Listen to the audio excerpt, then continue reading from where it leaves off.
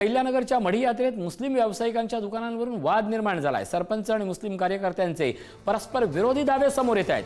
अहिल्यानगरमधील मढी यात्रेत रंगपंचमीचा दिवस विशेष मानला जातो। जवळपास 15 लाख भाविक दिवसभरात दर्शन घेतात। मात्र यात्रेत मुस्लिम व्यावसायिकांना दुकानं लावण्यात बंदी करण्यात आली होती। बंदी झुगारून मुस्लिम समाजाने यात्रेत दुकान मांडल्याचा दावा मुस्लिम समाजाचे कार्यकर्ते फिरोज शेख यांनी केला आहे।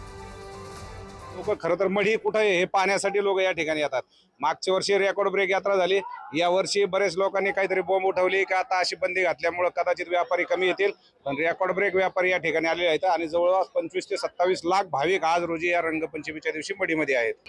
ग्रामपंचायतीच्या हद्दीमध्ये जे गावातले मुस्लिम होते त्यांना पण परवानगी नाकारण्यात आलेली आहे, पण देवस्थानचे जे गाळे आहेत, कानिफनाथ देवस्थान ट्रस्टचे जे गाळे आहेत त्यांनी मात्र त्यांना परवानगी दिलेली आहे। सध्या तुम्ही काय करा, यात्रेमध्ये जाऊन बघा, मढी गावची इथून माग लागले, आज बी लागलेली आहेत दुकानं आणि इथून पुढे बी लागणार आहेत। सरपंच काय म्हणते याच्याकडे लक्ष देऊ नका। सध्या मढीमध्ये प्रशासक नेमणूक चालू आहे, कारण ग्रामसेवक जे म्हणून ती पूर्व दिशा असते। इथून मागच्या काळामध्ये सरपंचाच्या अंडर ग्रामपंचायत काम करीत असते, पण आता प्रशासक म्हणल्यावर ग्रामसेवकच्या अंडर सरपंच काम करीत असतो। सरपंच म्हणून तसं नसतं। विषय असा आहे, आता सध्या तुम्ही देवाच्या पायथ्याशी बघा, सगळ्या मुस्लिम समाजाची दुकानं लागलेली आहेत आणि काही कसलीही अडचण नाही।